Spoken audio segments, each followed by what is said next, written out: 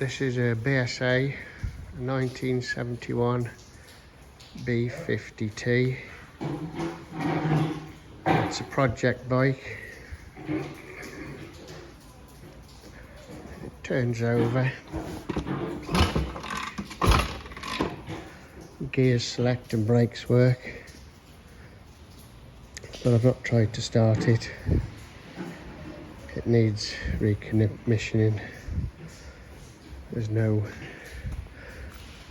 life. Oh, I don't even know if it's got a battery or anything.